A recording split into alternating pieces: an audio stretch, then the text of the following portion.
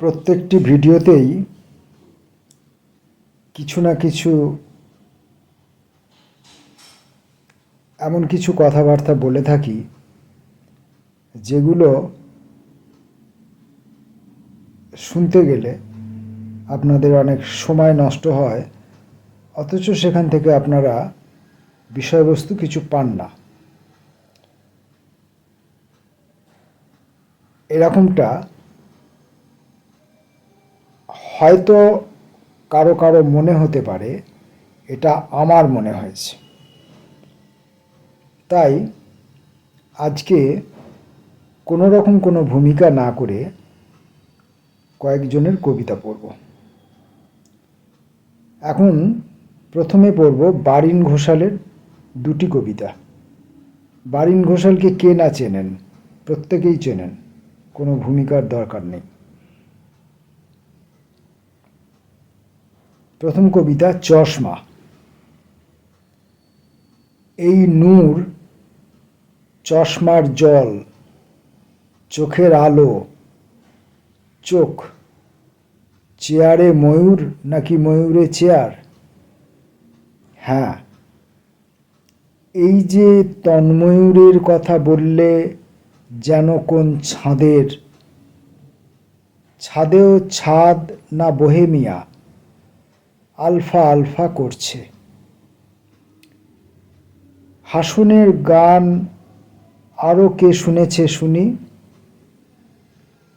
Free Hason বসে আছে দেখি, নিজে নিজে নীরবের তাকে, নীরবে বড় হয়েছে গাছ তাকে, নেচারের নব যার বিকল হয়েছে তাকে, যারা চশমা পরিতেছে। বারিন ঘোষালের কবিতা। পরের কবিতাটি রেলগাড়ি। আবার সেই জল অরুণ আর জাল অরুণা একসাথে। আবার সেই জল অরুণ আর জাল অরুণা একসাথে। এই জল বৃষ্টিগোনা বঙ্কিম গোয়েন্দা জাল, পরস্পর অরুণ অরুণা, চারিদিক ধূপ ধূপ করিতেছে পিপাসারা। বাই বাই ঝর্ণায় নদী হবার আগে রেল শব্দে। অনেক শব্দের মধ্যে রেলগাড়ি আছে, ব্রেল আছে, আঙুলের ছায়া, ছায়া চাপা কান্নাকে ফুটতে দে হারামি। দুটি বারিন ঘোষালের কবিতা পড়লাম। এবার পড়ব আরও দুটি কবিতা। কবির নাম গৌরব চক্রবর্তী। গৌরব চক্রবর্তীর প্রথম কবিতা জল জন্ম। নিয়মের বাইরে বেরিয়ে আসে প্রপাত, সেখানে রোদ্দুর মৃত হয়ে শুয়ে থাকে। আমি শরীরের ভেতর থেকে ছিঁড়ে ফেলি নিজস্ব ভূগোল, গণনা করতে থাকি বুনো রাত্রির কীট, বাদ্যযন্ত্রের সেতুর উপর চোখ ভাসে গানের। জমির ওপর পড়ে থাকে বৃষ্টির ছায়া, একাকী নির্জনতায়।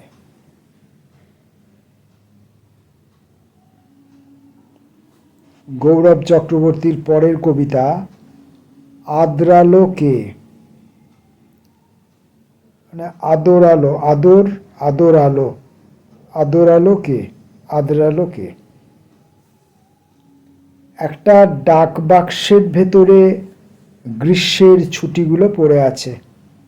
ওই দেখো, মাথার ওপর দিয়ে কত সহজ উড়ে, তাতে কি ফসিলের ভেতরে থাকা অন্ধকার মনে হয়? বড় বেশি চুপ। অতএব সহজে গা ঘেঁষে চলো, আদরের হারিয়ে যাই। ক্লাইটোরিসের কাছে গিয়ে নত হবে ঠোঁট, অঝোর ঝরবে নতুবা মিউকাস ফলকে বিঁধে যাবে শিরদাঁড়া। কে যেন লাটায়ে গুটিয়ে নিচ্ছে সমস্ত বিকেল, মহাজাগতিক বিন্দুগুলো ঝাঁপ দিচ্ছে ভূর্জপত্রে। সহযোগে কার ছায়া ঢুকে পড়ছে মেজরায়। গৌরব চক্রবর্তীর দুটো কবিতা পড়লাম। ধীমান চক্রবর্তীর দুটো কবিতা পড়ব। পত্রালাপ 1 এবং 2। পত্রালাপ। পাখিরা ডাকলে আজকাল অনেকেই সাবধান হয়ে যায়। পৃথিবী কোন দিকে যেতে চাইছে এখনো কেউ তা বুঝে উঠতে পারল না। প্রতিদিন সকালবেলা ড্রয়িং রুমে বসে কেউ কেউ বৃষ্টির প্রতীক্ষা করে।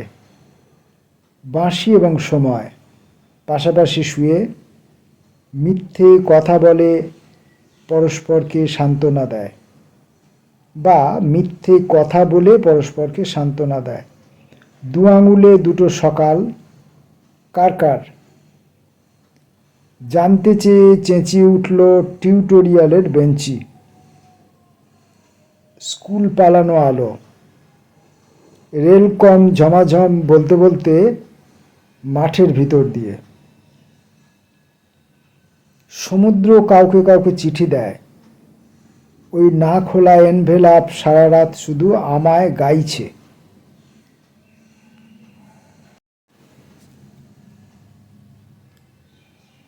পত্রালাপ 2। লেখার আগেই সমস্ত সার্কাস।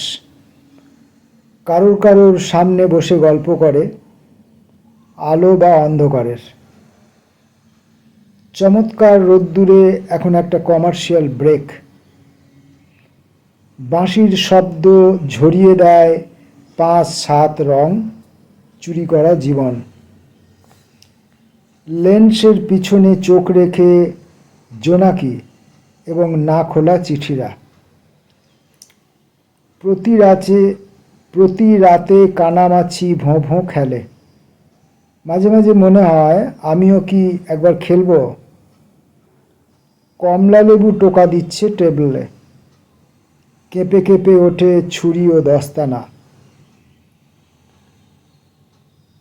সুন্দর রেস্তোরাঁ থেকে আমরা না খোলা নাকছাবি দূরত্বে। রাত্রিবেলা নেমে আসে পরি না বেলুন একথা জানতে পারি না, শুধু তাদের সাথে পাল্টে নেই নিজের ছায়া। ধীমান চক্রবর্তীর 2টি কবিতা পড়লাম। পত্রালাপ 1 এবং 2। এবার পড়ব বিজন রায়ের 2টি কবিতা। Punishment dream. আয়নাতে দেখা নিজের ছিন্ন ভিন্ন ছবিগুলো যখন তুমি ফেভিকল দিয়ে জুড়ছিলে, তোমাকে চমকে দিয়ে অশুভ সিলিং থেকে খসে পড়ল গোত্রহীন কঙ্কাল। দেওয়াল থেকে টিকটিকি হঠাৎ গৃহস্থের গায়ে পড়লে অবস্থা যা হয়, সেরকমই ঘেমে নিয়ে 1 গ্লাস জলের জন্য স্ত্রীর নাম ধরে ডাকতেই তুমি দেখলে তোমায় বোবায় পেয়েছে। পানিশমেন্ট ড্রিম ক্রমশ এইভাবে নির্যাতন চিহ্ন দিয়ে নষ্ট করে ঘুমের দুপুর।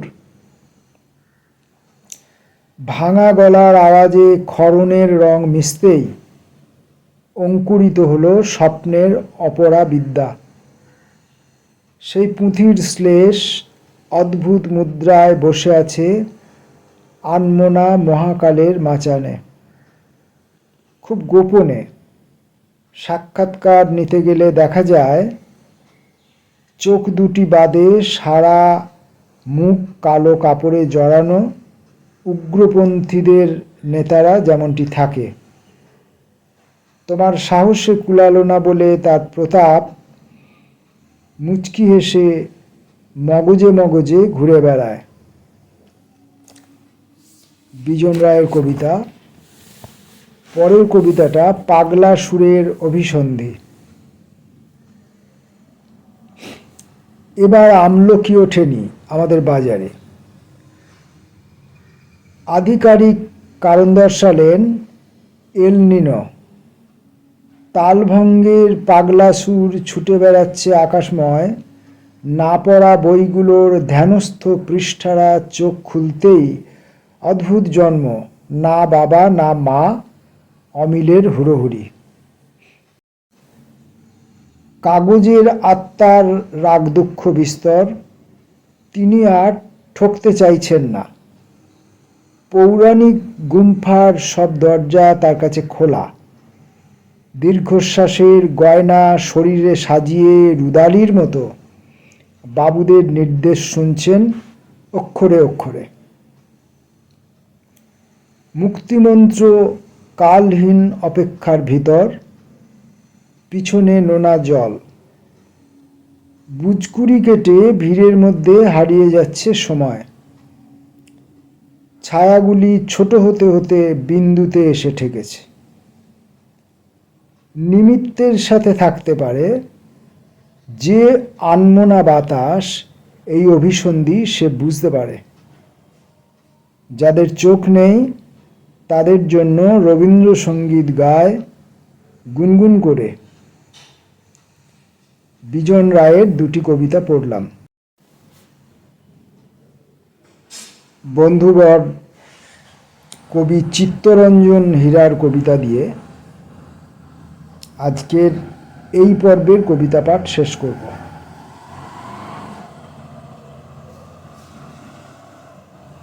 কবি চিত্তরঞ্জন হীরা। প্রথম কবিতা কথারা। খোলা বারান্দা রইল নিজের মতো পড়ে, আর খুলতে হলো না। অনেকগুলো জীবন থাকে, পড়া হয় না খোলার কষ্টে। নিচু দরজায় সারা মাস দুঃখ জমা জল কাদা। মাসি সরার শুরুতে মাঝে মাঝে কার অন্ধ ঝুপ দেয় দোকান খুলে। একবার কুয়াশা পোড়াতে এসে কানামাছি পাশে রাখে ইস্তেহার। বোবা হয়ে উঠছে চারপাশ। এখন আর কেউ বলতে পারে না দিন জমে জমে কিভাবে ক্ষীর হচ্ছে কথারা। চিত্তরঞ্জন হীরার কবিতা। পরের কবিতাটি যাওয়া। যাওয়া কবিতাটি দুটি অংশ, 1 এবং 2। 1, কাছাকাছির কোথাও যাওয়ার আগে একটা ফিরে আসার টান। টান টান কয়েকটা শব্দ আর বাজা কলের রাত। মুছে ফেলতে চায় গলানো ইতিহাস। এখন এমনটাই মনে হয় আমার, কিন্তু মনের জন্য কিছু চাই, ওর যে খিদে পায়। এত মিহি ওড়নায় জীবন আটে না। এর দ্বিতীয় অংশটি যাওয়া 2। এখানে সবাই কি পালা করছে? পালাবার আগে আবার একটা সূর্যের বর্ষাতি নেমে এলো রশ্মি বেয়ে। আতিপাতি অনেক বৃষ্টি ঝড়ার পরশ হয়ে ওঠে, অথচ সামান্য রাত্রির জন্য একটা ঝর্ণা এখন দুলে উঠতে পারল না দূর আশা ভেবে। অথচ সামান্য রাত্রির জন্য একটা ঝর্ণা এখন দুলে উঠতে পারল না দূর আশা ভেবে। চিত্তরঞ্জন হীরার কবিতা। এই যে কয়েকটি কবিতা আমি পড়লাম এই সিটিংয়ে, এই কবিতাগুলি বার্ষিক কুরুক্ষেত্র, এখান থেকে পড়লাম। এই কুরুক্ষেত্র পত্রিকার সম্পাদককে কে না চেনেন? সম্পাদকের নাম প্রদীপ চক্রবর্তী এবং সব্যসাচী হাজরা, দুই বন্ধু, দুজনেই কবি বন্ধু। প্রদীপ চক্রবর্তী এবং সব্যসাচী হাজরা এই পত্রিকার সম্পাদক। এটি জানুয়ারি ডিসেম্বর 2014 সংখ্যা। এখানে প্রচ্ছদ করেছেন অগ্নিভ সেনগুপ্ত, রোহন ভট্টাচার্য, একসঙ্গে দুজন। সামনে পেছনে দুটি প্রচ্ছদ আছে, সেটি হতে পারে, নাকি একটি প্রচ্ছদ দুজনে এঁকেছেন, সেটি আমি এই প্রচ্ছদ দেখে বোধগম্য আমার হচ্ছে না, আমি বুঝতে পারছি না। প্রচ্ছদে দুজনের নাম আছে, অগ্নিভ সেনগুপ্ত, রোহন ভট্টাচার্য। আর প্রচ্ছদের স্কেচ মনীন্দ্র গুপ্ত। প্রচ্ছদের উপর স্কেচের যে ছবিগুলি আছে সেগুলি হচ্ছে মনীন্দ্র গুপ্তের আঁকা। তাহলে মনীন্দ্র গুপ্তের আঁকা স্কেচগুলি দিয়ে এই প্রচ্ছদের যে পরিকল্পনাটি হয়েছে, সম্ভবত সেই পরিকল্পনাটি এই দুইজন প্রচ্ছদ শিল্পী অগ্নিভ সেনগুপ্ত এবং রোহন ভট্টাচার্য করেছেন বলে আমার এখন মনে হচ্ছে। তো এই ছিল আজকে পত্রিকা থেকে কবিতা পাঠ পর্বের কয়েকটি কবিতা। নমস্কার।